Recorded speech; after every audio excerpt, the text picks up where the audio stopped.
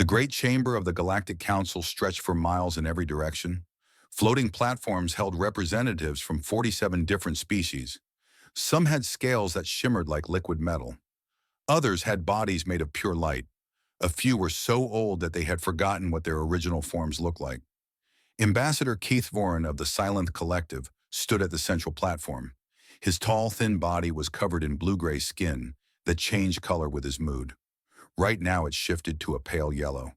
This meant he felt amused. "The matter before us today is simple," he said. His voice echoed through translation devices that made his words understandable to every species present. "The humans of Earth have once again requested associate membership in our council." A sound like laughter rippled through the chamber. It came in many forms. Some species clicked their mandibles. Others released puffs of gas. A few simply transmitted their amusement directly into the neural networks that connected the chamber. "They have been a spacefaring species for only 300 years, Kethvorn continued. They have not yet developed faster-than-light travel on their own. They still fight wars among themselves. They are children playing with fire." On a small platform near the back of the chamber, two human diplomats stood in their environmental suits. Sarah Chen and Marcus Webb had spent 5 years preparing for this moment. They had learned the customs of dozens of species. They had studied the history of the Council going back 200,000 years. None of it mattered now. "The Council's decision is unanimous," Kethavorin announced. "Earth's petition is denied. Furthermore, we have decided that humanity poses a potential threat to galactic stability. They are too aggressive, too unpredictable. We will not share faster-than-light technology with them. They will remain in their home system until they prove themselves worthy of advancement." Sarah Chen felt her hands shake with anger. She wanted to scream at these arrogant beings who looked at humanity like insects. But she kept her face calm. She had a role to play. "We understand," she said simply. "We will inform Earth of your decision." What the Council did not know was that Earth had stopped waiting for permission a long time ago. Deep in the asteroid belt, far from any alien sensors, something extraordinary was happening. The abandoned mining tunnels of Ceres had been transformed into the most secret facility in human history. Project Erebus had been running for 60 years, hidden from every species that watched Earth with curious or worried eyes. Dr. Elena Vasquez walked through the corridors of the facility. She was 73 years old, but modern medicine kept her sharp and strong. She had given her entire life to this project. Her parents had worked on it before her. Some families passed down businesses or traditions. The Vasquez family passed down the greatest secret humanity had ever kept. "Dr. Vasquez," called out a young researcher named Jin Park, "the final test results are in." "It works. It actually works." Elena felt tears forming in her eyes. For 3 generations, they had chased something that every other species in the galaxy said was impossible. Dark matter made up most of the universe, but no one had ever found a way to interact with it. The elder races had tried for millions of years. They had given up long ago and called it a dead end. Humanity had not given up. In a massive construction bay hidden in orbit around Neptune's smallest moon, the first Prometheus-class warship waited. It did not look like the sleek vessels that other species built. It looked brutal, practical, human. The hull was black as the void itself, covered in strange patterns that seemed to shift when viewed from different angles. Admiral James Okonkwo stood on the bridge of the ship. He was a tall man with gray hair and eyes that had seen too much war. Earth's history was written in blood, and James knew that the future would be no different. The galaxy did not respect weakness. The Council had made that very clear. "Begin the shakedown cruise," he ordered. The dark matter drive activated. Every sensor on the ship went crazy for a moment as reality itself seemed to bend around them. Then the Prometheus simply vanished from normal space. It did not fly away. It did not jump through a wormhole. It slipped sideways into the dark matter substrate that existed beneath regular reality. From the outside, the ship was completely invisible. No sensor in the known galaxy could detect it. The Prometheus cruised through the void between stars, testing its systems. The crew watched in amazement as they passed within 1,000 kilometers of a Council patrol ship. The aliens had no idea anything was there. Back on Ceres, Dr. Vasquez watched the test data come in. The weapon systems worked even better than expected. The dark matter cannons did not fire normal projectiles or energy beams. They created localized distortions in space-time itself. In simulations, these gravitational shock waves tore through the strongest shields like they were made of paper. "How long until we can build more ships?" asked General Morrison, the military liaison for Project Erebus. "The Titan shipyards are already preparing," Elena replied. "We can have a fleet of 50 ships ready within 2 years, but we may not have that long." She was right to worry. The Council had already sent a message to the Dreth hegemony. The Dreth were the unofficial enforcers of Council policy. When a young species needed to be reminded of their place, the Dreth were called. They had crushed rebellions across the galaxy for 100,000 years. A Dreth fleet was already on its way to Earth. In the dark matter substrate beneath normal space, the Prometheus waited. Admiral Okonkwo reviewed the intelligence reports about the coming Dreth force. 47 dreadnoughts. Each one was 3 kilometers long and carried enough firepower to crack a planet. Any other species would have been terrified. James Okonkwo smiled. "Let them come," he said quietly. "It's time to show the galaxy what humanity can do." Sarah Chen and Marcus Webb were on their way home from the council chambers. They had played their parts perfectly. The aliens believed that humanity was weak and helpless. They had no idea what was waiting for them. The silence before the storm was almost over. And when the storm came, the galaxy would never be the same again. The Dreth were proud creatures. They stood 8 feet tall on 4 powerful legs. Their upper bodies were covered in thick armor plates that had evolved over millions of years of warfare. Their faces had no expressions that humans could read, but their 4 red eyes burned with ancient confidence.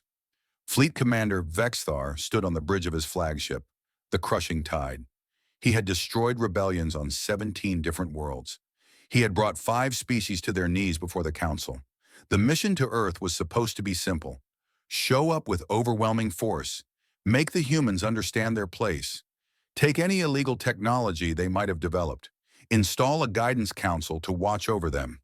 "We are approaching the human home system," reported his navigation officer. 47 dreadnoughts in perfect formation. Vexthar's mandibles clicked with satisfaction. This would be over quickly. The humans had no FTL capability of their own. They had a small defense fleet of primitive ships that used chemical rockets and simple fusion drives. It would be like crushing insects. The Dreth fleet dropped out of faster-than-light travel above Mars. The red planet hung below them like a drop of blood. In the distance, the blue sphere of Earth was visible. That tiny world had produced a species that worried the Galactic Council. Vexthar could not understand why.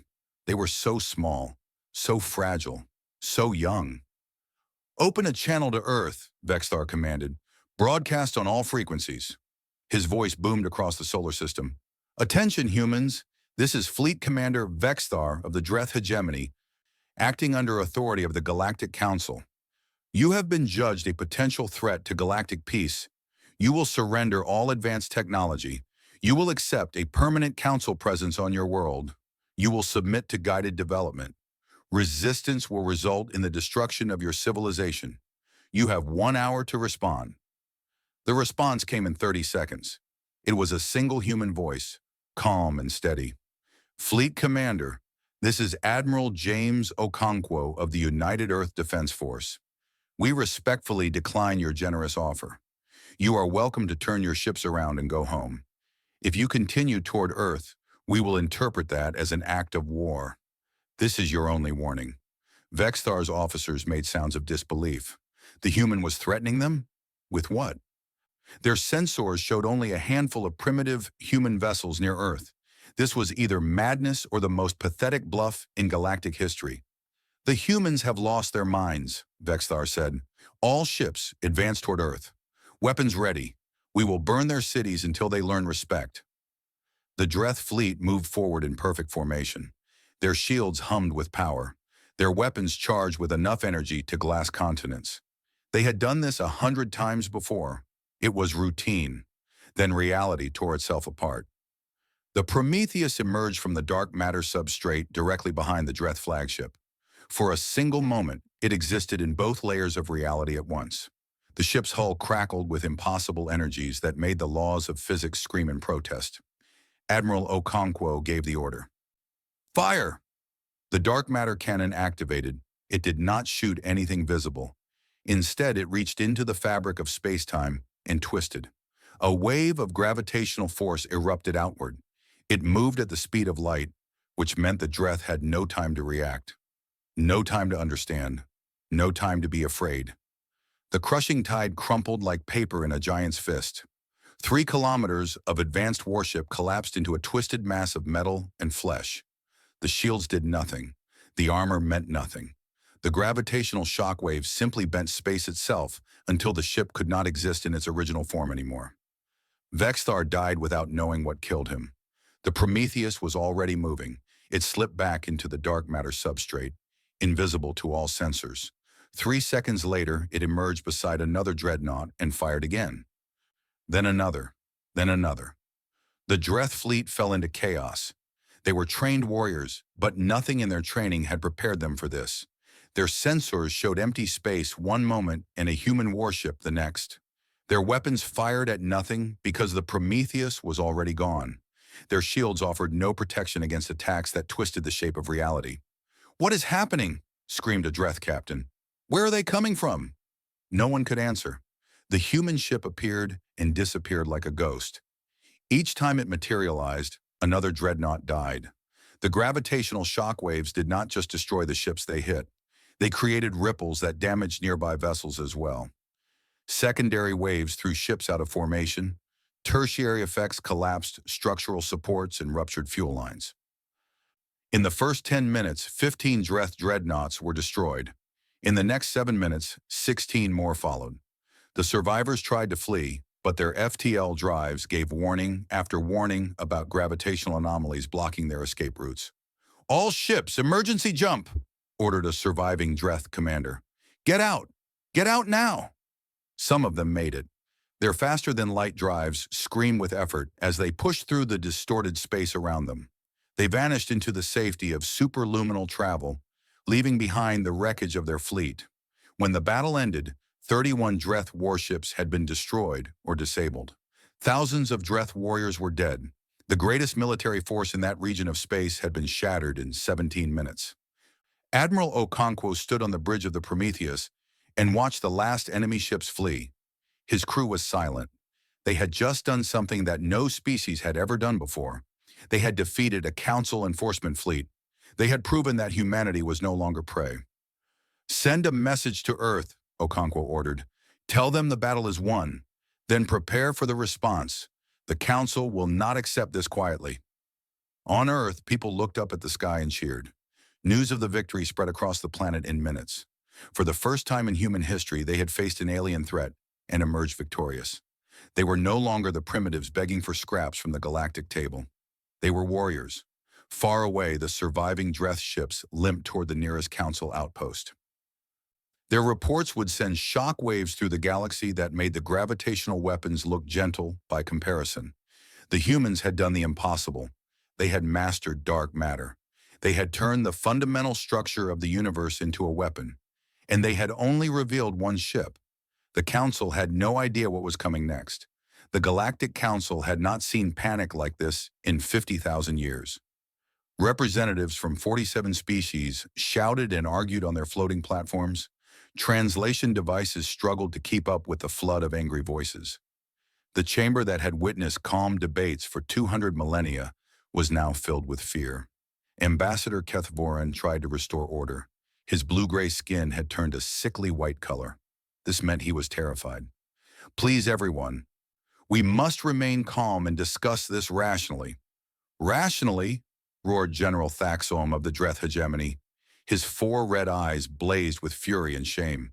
31 of our finest warships, gone in minutes. Our crews did not even see what killed them." He slammed his massive fist on his platform. "This is not a time for rational discussion. This is a time for war." The holographic display in the center of the chamber showed the sensor data from the battle. Every representative had seen it a dozen times already. They watched again as the human ship appeared from nowhere. They watched as the gravitational shockwave crushed the Dreth flagship like a toy. They watched as the Prometheus vanished and reappeared, killing with impossible precision. Our scientists have analyzed the weapon signatures, said Zelnora of the Veth Combine. Her crystalline body pulsed with nervous light. They cannot explain what they are seeing. The humans are manipulating space-time itself. They are creating artificial gravity wells. No species has ever achieved this. That is not accurate, said a voice like grinding stone. Everyone fell silent. The observers rarely spoke. They were ancient machine intelligences, older than any living species in the galaxy. Some said they had been built by the precursors, the mysterious civilization that had vanished 2 million years ago. Others said they were the precursors, transformed into digital immortality. No one knew the truth. The observers never explained themselves. The observer representative was a simple metal sphere that floated at the edge of the chamber. Its surface was smooth and featureless, but everyone knew there was vast intelligence inside. We have seen this energy signature once before, the observer continued, in the ruins of the precursors. Their civilization spanned the galaxy before any of your ancestors crawled from the oceans. They built wonders that you cannot imagine. And then they disappeared. The chamber was completely silent now. The precursors mastered dark matter, the observer said. They learned to interact with the substrate that underlies all normal space. This is what the humans have discovered. The question you should ask is not how they did it. The question is why the precursors, with all their power, no longer exist. The silence stretched on for a long moment. Then General Thaxum shook himself. Ancient history does not matter. What matters is that the humans have weapons we cannot match. We must destroy them before they build more ships. And how do you propose we do that? Asked Kethrin. Your fleet was the finest in the hegemony. They were destroyed by a single human vessel. Then we send more, Thaxum shouted. We assemble the combined fleet. Every species contributes ships. We overwhelm them with numbers. Other voices joined in agreement. The militant Axis, as they were called, believed that violence was the only answer. They pointed to the sensor data. One ship, they argued. The humans only had one ship. If the Council acted quickly, they could crush Earth before more ships were built. But not everyone agreed. The conciliators argued for a different approach. High Diplomat Serentha of the Eloquent spoke with musical tones that calmed the room. The humans have achieved something extraordinary, she said. Something that no species in galactic history has accomplished. Instead of trying to destroy them, we should bring them into the fold. Imagine if we had access to this technology. Imagine what the galaxy could become. They will never share it willingly, Thaxum growled. They are humans. They are aggressive and paranoid. They will use this power to dominate us all. Can you blame them? Asked Serentha. We rejected them. We humiliated them. We sent a fleet to subjugate their homeworld. If we offer peace now, perhaps they will listen. The debate raged on for hours. Species that had cooperated for millennia now threatened each other. Old alliances cracked under the pressure of fear. The careful balance of power that had maintained galactic peace was crumbling. Meanwhile, the observer floated in silence, watching everything with sensors that no one could comprehend. Far from the council chambers, humanity was not waiting to see what decision the aliens would make. On Titan, the largest moon of Saturn, massive shipyards worked without rest. The Prometheus had been a prototype, built in secret over decades. Now that secrecy was no longer necessary, production could accelerate. Dr. Elena Vasquez walked through the construction bays with Admiral Okonkwo at her side. Rows of partially completed warships stretched into the distance. Workers and robots swarmed over the hulls, installing dark matter drives and weapons. How many can we have ready before the council responds? Okonkwo asked. If they give us 6 months, we will have 30 ships, Elena replied. If they give us a year, we will have 70, but they will not wait that long. No, Okonkwo agreed. They will come with everything they have. The council has not faced a real threat in 50,000 years. They are scared, and scared beings do stupid things. Elena looked at the warships taking shape around her. Each one was a monument to human stubbornness. For 3 generations, her family had worked toward this moment. They had been told that dark matter was impossible to harness. They had ignored the experts. They had kept trying when everyone said they should give up. That was what made humanity different, Elena realized. Other species accepted limits. Humans pushed through them. Back at the council, a vote was finally called. The result was closer than anyone expected. But the militant Axis won. The combined fleet would be assembled. Over 2,000 warships from 16 species would mass at the edge of the Sol system. They would give humanity one final chance to surrender. If the humans refused, they would be destroyed. General Thaxam felt satisfaction rumble through his massive body. This was the right decision. The humans were dangerous, but they were still young. They could not have built many of their impossible ships. Numbers would win this war. The observer spoke one final time as the council session ended. "You have chosen the path of war," it said. "We will not interfere, but we will be watching." The last time this energy was unleashed in the galaxy, a civilization that made yours look primitive was erased from existence. Remember that when you face what the humans have become. No one listened. They were too busy preparing their fleets. Humanity had 12 weeks before the combined fleet arrived. In the shipyards of Titan, workers doubled their efforts. In the research facilities of Ceres, scientists refined the dark matter weapons. In the training centers of Mars, crews prepared for battles that would decide the fate of their species. The silence was truly over now. The storm had arrived, and it would sweep across the entire galaxy before it was done. The combined fleet was the largest military force assembled in 50,000 years. 2,047 warships from 16 different species hung in formation at the edge of the Sol system. Their hulls ranged from the organic living ships of the Thrawn to the crystalline vessels of the Veth Combine. The Dreth had contributed 300 fresh dreadnoughts, each crew burning for revenge. The Silenth brought their famous carrier groups. The Eloquent provided support in medical ships. Supreme Commander Yethala stood on the bridge of the Council flagship, the harmony of purpose. She was Silenth, tall and elegant, with skin that currently showed the deep purple of determination. She had been chosen to lead this mission because she was brilliant, patient, and careful. The Council hoped she would succeed where the Dreth had failed. "All ships report ready," her tactical officer announced. "The humans will see us on their sensors within the hour." Yethala studied the tactical display. The human fleet was waiting near the outer planets. Her intelligence reports said they had only 23 of their dark matter warships. 23 against 2,000. The numbers favored the Council overwhelmingly. But Yethala had watched the recordings of the first battle many times. She had seen how the Dreth dreadnoughts died.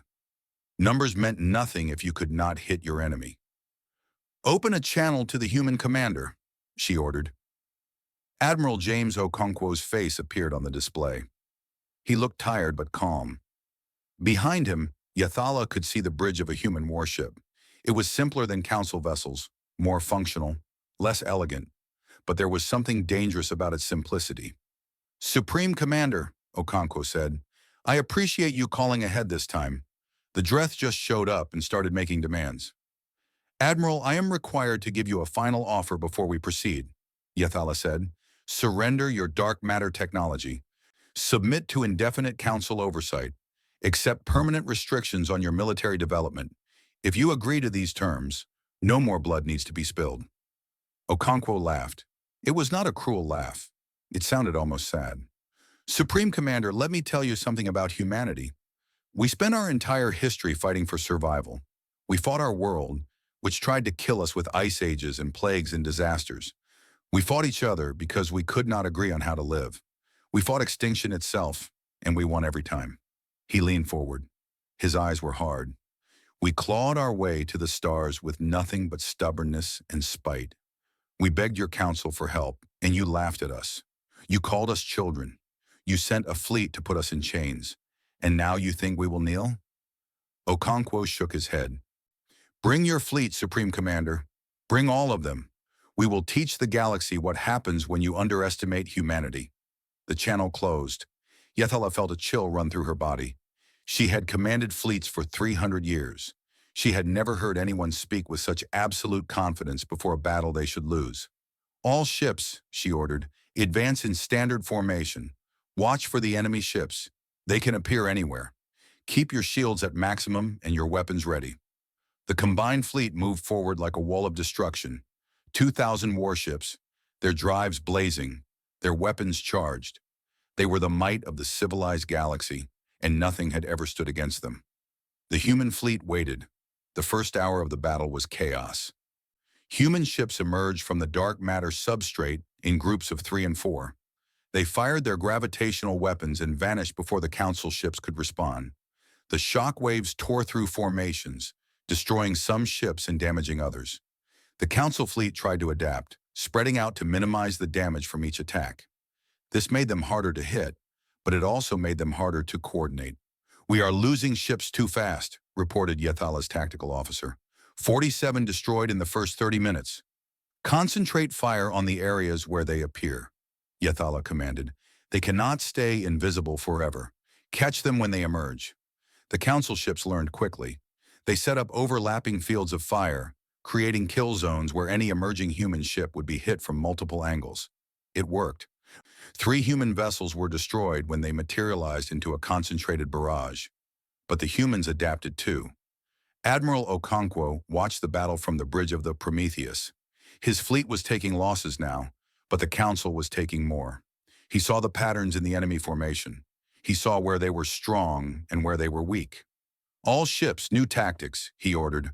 "Attack the flanks, hit them where their coverage is thin, and activate the secondary weapons." The human ships changed their approach. Instead of appearing in the middle of the enemy formation, they emerged at the edges. They destroyed ships and retreated before the Council could respond. And then the secondary weapons came online. The dark matter mines were Dr. Vasquez's newest invention. They were small devices that could be deployed in normal space and then shifted partially into the dark matter substrate. They were invisible to normal sensors. When a Council ship flew near one, it detonated, creating a miniature gravitational shockwave that crippled or destroyed the vessel. The Council fleet flew into a minefield they could not see. "We are taking massive casualties," screamed a Dreth captain. "The space around us is full of traps." Ships began to explode seemingly at random. The careful formations fell apart as captains tried to avoid the invisible death that surrounded them. Some fled. Others crashed into each other in the confusion. Yethala watched her fleet dying. She had brought 2,000 ships against 23. By every calculation, she should have won easily. Instead, she was witnessing the greatest military disaster in galactic history. After 6 hours, she gave the order to retreat. The surviving Council ships fled the Sol system as fast as their drives could carry them. They left behind the wreckage of 1,300 warships. The human fleet had lost 11 vessels. Admiral Okonkwo stood on the bridge of the Prometheus and watched the enemy disappear. His hands were shaking. The battle had been closer than anyone would ever know. If the Council had pressed harder, if they had been willing to accept more losses, they might have won through sheer numbers. But they had broken first. The myth of Council invincibility had shattered against human stubbornness. "Send a message to Earth," Okonkwo said. "Tell them it is over. We won." On Earth, billions of people celebrated. They had faced the united might of the galaxy and survived. They were no longer the weak species begging for acceptance. They were warriors who had earned their place among the stars. But Okonkwo did not celebrate. He looked out at the battlefield, at the drifting wreckage of Council ships. He thought about the observer's warning. The precursors had mastered this technology too, and they had vanished. What had destroyed them? And would humanity face the same fate? The battle was won. But Okonkwo knew that the war was just beginning. The aftermath of the Battle of the Kuiper Line spread across the galaxy like ripples in water. News traveled at the speed of light through communication networks that connected 1,000 worlds. Every species heard the same impossible story. A young civilization, barely 3 centuries old, had defeated the combined fleet of the Galactic Council. The old order that had ruled for 200,000 years was shaking on its foundations. The Galactic Council did not collapse, but it fractured in ways that would never fully heal. Species that had chafed under elder race dominance for millennia suddenly saw possibilities they had never imagined. If the humans could stand against the Council, perhaps others could too. The Dreth hegemony withdrew from Council affairs entirely. Their shame was too great to bear. General Thaxom was removed from command and exiled to a frozen moon, where he would spend the rest of his long life contemplating his failure. The Dreth had been the enforcers of council policy for 100,000 years.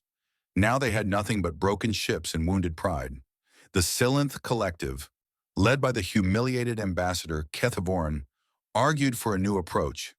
Fighting humanity had been a disaster. Perhaps cooperation would work better. Not everyone agreed, but the militant axis had lost its credibility. Their strategy had led to the worst defeat in galactic history. Meanwhile, ships from a dozen different species began making quiet journeys to the Sol system. They came not as conquerors but as seekers. The Thrawn wanted to trade their biological technologies for knowledge of dark matter. The Veth Combine offered rare crystals that could enhance human computing systems. Smaller species that had never dared to defy the Council now saw humanity as a potential ally against their oppressors. But the most surprising visitors were the observers. Their ship was simple, a smooth metal sphere much larger than the one that represented them at council meetings. It entered the Sol system slowly, broadcasting its peaceful intentions on every frequency. Admiral Okonkwo met them personally, curious about what the ancient machine intelligences wanted. The observer representative materialized on the bridge of the Prometheus as a holographic projection. It took the form of a humanoid shape, a gesture of respect that surprised everyone present. We have watched biological civilizations rise and fall for millions of years, the observer said. Most of them make the same mistakes. They discover dangerous technologies before they are ready. They destroy themselves or each other. The galaxy is filled with the graves of species who reach too far too fast. Is that why you came here? Okonkwo asked. To warn us? Partly, the observer replied, but also to request something we have never asked of any species before. We wish to exchange knowledge with you. This was extraordinary. The observers had always kept themselves apart. They shared nothing. They explained nothing. They simply watched. Why us? Okonkwo asked. Because you have touched something the precursors touched. You have looked into the dark matter substrate, and unlike them, you have survived so far. We wish to understand how, and we wish to share what we know about what destroyed them. On Earth, the United Parliament met to discuss the future. Representatives from every nation gathered in the Great Chamber in Geneva. They argued about treaties and territories and trade agreements. But the most important speech of the day came from Dr. Elena Vasquez. She stood before the assembled leaders of humanity and explained what her team had truly discovered. Dark matter was not just a tool for weapons and propulsion. It was a window into another layer of reality. The universe was not flat. It had depth, and most species only lived on the surface. We found structures in the dark matter substrate, Elena said. Ancient structures, machines and devices built by a civilization that existed 2 million years ago. The precursors did not simply disappear, they went somewhere. They are still out there, in the deep layers of reality that we are only beginning to understand. The Parliament fell silent. This was bigger than politics or power. This was about the fundamental nature of existence. What destroyed them? Asked the Secretary General. We do not know yet, Elena admitted. But the observers might. They have offered to share their records with us. If we can learn from the precursors' mistakes, perhaps we can avoid their fate. Ambassador Kethivoran arrived on Earth 3 months after the battle. He came in a small diplomatic vessel, alone except for a few aides. The proud Silenth, who had laughed at humanity's petition, now stood before the Parliament with a very different message. The Galactic Council recognizes that it misjudged your species, he said. His skin had turned the soft blue of humility. We were arrogant. We assumed that our ways were the only ways. We tried to control something we did not understand. This was wrong. He paused, choosing his next words carefully. We do not come to surrender. We come to propose alliance. The galaxy is larger than any of us realized. There are mysteries in the dark matter that could threaten us all. Humanity has proven that it belongs among the stars. Perhaps together, we can face whatever is coming. The negotiations took months. Neither side trusted the other fully, but slowly, carefully, a new relationship was built. Humanity would share some of its dark matter research. The Council would share its vast resources and knowledge. Trade routes opened, cultural exchanges began. The galaxy that had tried to crush humanity now had to make room for it. Admiral Okonkwo retired from active command after the treaty was signed. He had spent his entire career preparing for a war that was now over, but he did not feel peace. He stood on the observation deck of the Prometheus one final time, looking out at the stars. The galaxy glittered below him, beautiful and mysterious. Somewhere out there, in the deep layers of reality that humanity was just beginning to explore, the precursors waited. Or perhaps something worse. The observers spoke of disturbances in the substrate, patterns that suggested something was waking up. Something old, something vast. Dr. Vasquez joined him on the observation deck. She was holding a data pad with the latest readings from their deep substrate sensors. "We are detecting signals," she said quietly, "coming from the direction of the galactic core. Regular pulses, almost like a heartbeat. The precursors? We do not know. The observers are worried. They say they have never seen readings like this before. Whatever is out there, it has noticed us." Okonkwo looked at the stars. 300 years ago, humanity had been trapped on a single planet, looking up at lights they could not reach. Now they had changed the course of galactic history. They had proven that a young species with nothing but determination could stand against ancient empires. Whatever was waiting in the dark, humanity would face it the same way they had faced everything else. Together, stubbornly, without surrender. "Let them come," Okonkwo said. "We have spent our entire existence fighting to survive. We are not going to stop now." Elena smiled. The galaxy thought they knew what humanity was capable of. They had no idea. "No," Okonkwo agreed. "They did not." Earth glittered below, no longer a backwater world, but the heart of a new power in the galaxy. The humans who looked up at the stars now knew that they were not alone, but they also knew something else. Something that made them different from every other species that had reached for the heavens. They were not afraid. And in the dark matter depths between galaxies, something ancient stirred. It turned its attention toward the small, stubborn species that had finally learned to see in the dark.